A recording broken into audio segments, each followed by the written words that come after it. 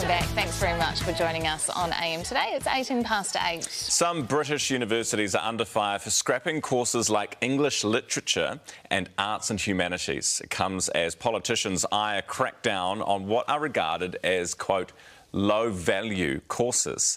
Writer and cultural leader Courtney Sina-Meredith is with us this morning. Morena, good morning. Morena, thank you so much for having me. It's great to have you. What do you think of this idea? Because some, you know, they are arguing that when universities are strapped for cash, something has to fall off the back of the bandwagon here, and it might be some English literature May courses. it be the arts. Wow, what a great idea that no one's tried before. What should we do away with first? Imagination, creativity. Look, I can absolutely understand that people want to tighten their belts, especially after the last couple of years, and it's been a really difficult time for the tertiary sector as a whole. But as a proud English major myself and an author of 5 books, please don't scrap them. Don't scrap them at all. Are you the exception? Were there people that did the same? Yeah, where's the rest of your class? Where are the other There's so many back there too who are going to jump out with their books. We asked them to come on the show too, but you're the only one that agreed. Look, honestly, I think there are so many English majors that go into journalism, that go into teaching. There's an abundance of kind of a workforce, I think, which is spread out right across. I don't have the research off the top of my head, but I would say well-read, articulate, eloquent people are always employable. In my books. Did you see the pun there? In my books. Your books. Got it. What do you think is the benefit to society of people studying these courses, and are there economic benefits? I believe that there are economic and social benefits, but I'm also very adeptly aware that in the world right now, more women than men are actually enrolled in arts degrees as a whole. And so I think when we start to have these kind of zoomed out conversations as to whether or not this is important, we need to be remembering the very people that are drawn to these causes and why.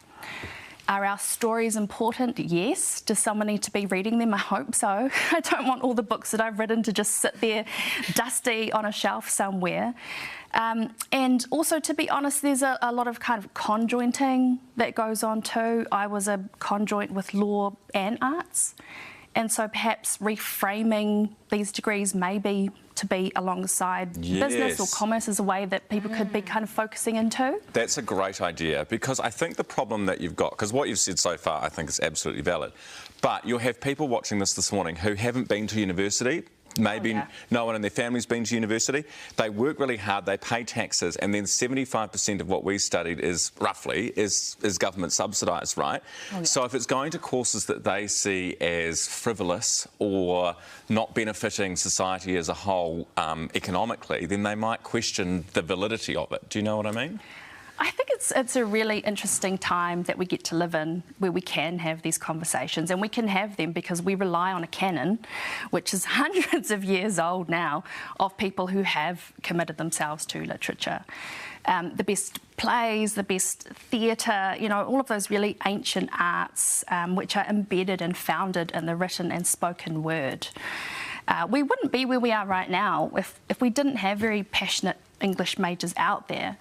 But I do have to say as well, obviously, as like a very proud woman of colour, I understand that there needs to be an extension, there needs to be a refocusing around taking in, observing and really recognising and acknowledging canons of other cultures too. And so there needs to be more of a place for that in this kind of study as well. It's been a pleasure having you in, and you've been a great advocate for English literature. That's writer and cultural leader Courtney Sina-Meredith. Plus, thank you so much. Where do we buy your books from? You know, I want to say they're everywhere, but my fantastic publisher, Beatnik Books Online. There we go. Them all. You find them all. There you go. Courtney Sina-Meredith, look it up. This is commercialising your studies. You know what I mean? You're proving the point. Let's make a point. Let's make a point together today. Totally. 23 minutes after 8 o'clock now. Thank you.